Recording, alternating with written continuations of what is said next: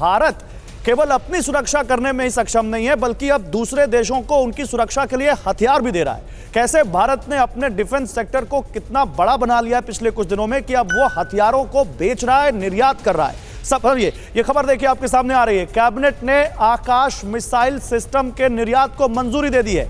आकाश missile के निर्यात की मंजूरी पर राजनाथ सिंह ने ट्वीट किया। देखिए ये मिसाइल सिस्टम, अगर मैं गलत नहीं हूं तो इसको लद्दाख में भी लगाया गया है फ्रंट पोस्ट पे। इस पर मैं सुमित से बात करूंगा। 96% यानी लगभग पूरी तरह से ये स्वदेशी है, भारत में बना है और बहुत अहम है। ये Akash missile system surface to air missile system है ये, जो किसी भी हमले को नाकाम करने में पूरी ताकत रखता है। 25 किलोमीटर तक मार करने में सक्षम है। राजनाथ सिंह का ये ट्वीट भी हम आपको दिखा रहे हैं। आइए इसके बारे में और जानकारी आपको देते हैं। कैसे डिफेंस में मेक इन इंडिया का डंका बजना शुरू हो चुका है। जब मेक इन इंडिया का ऐलान किया गया था, अब तो प्रधानमंत्री कह रहे हैं कि वोकल फॉर लोकल और लोकल टू ग्लोबल की बात वो कर रहे हैं, लेकिन कैसे इसके लिए बहुत पहले से तैयारियां शुरू हो गई थी। आप इससे समझिए, आकाश मिसाइल सिस्टम के जरिए निर्यात के सिस्टम के निर्यात को कैबिनेट की जो मंजूरी दी उसके जरिए क्या मैसेज आता है। दुनिया भर में निर्यात होगा आकाश मिसाइल का और भारतीय सशस्त्र बलों के वर्तमान संस्करण से ये दूसरे देशों की रक्षा होगी। 96% के आसपास स्वदेशी है। सुमित के पास चलते हैं। सुमित, ये जो मिसाइल डिफेंस सिस्टम है, अगर मैं गलत नहीं हूं तो इसको लेह और लद्दाख में भी पहुंचाया गया था, वहां भी लगाया गया है और अब इसको कैबिनेट ने निर्यात करने की मंजूरी दे दी है। ये क्या बताता है?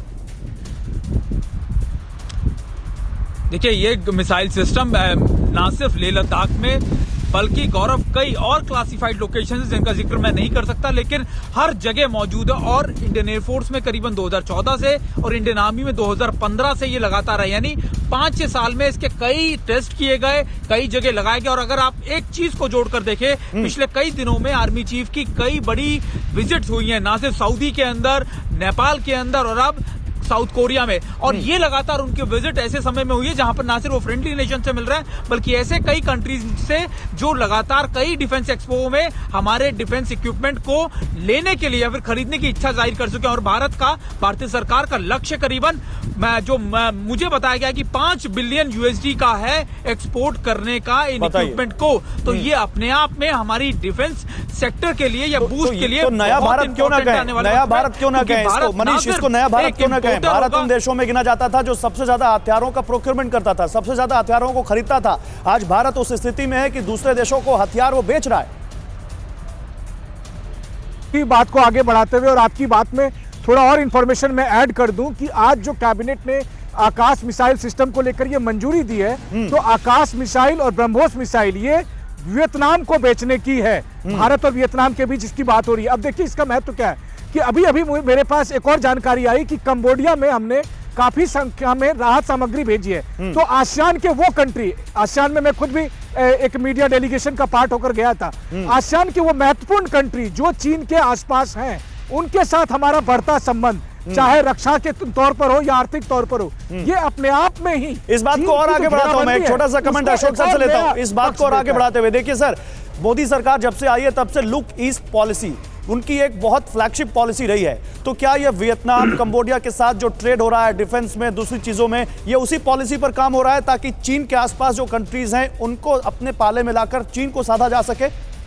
जी बिल्कुल, आप ठीक कह रहे हैं। देखिए, जो लुक ईस्ट पॉलिसी तो 1992 से पीवी नरसिम्हा राव ने शुरू की। जब मोदी साहब आए तो उन्होंने नवंबर 2014 में उसको एक्ट ईस्ट पॉलिसी में बदल दिया। उन्होंने कहा जो हमको केवल देखना ही नहीं है परंतु हमको वहां पर अपनी नीतियों को कार्यान्वित करना है। अभी आप देखिए, जो पिछला उनका वर्चुअल समिट हुआ वियतनाम के प्रधानमंत्री के साथ जी, तो उसमें 2 बातें हुई। एक तो $100 मिलियन के लिए उनको जो हमने दिए थे 12 हाई स्पीड पेट्रोल बोट, वो किस लिए? साउथ चाइना सी में चीन आकर उनको बहुत तंग करता है, वहां पर उनको फिशिंग नहीं करने देता, वहां पर उनको ऑयल एंड गैस की एक्सप्लोरेशन है वो नहीं करने देता।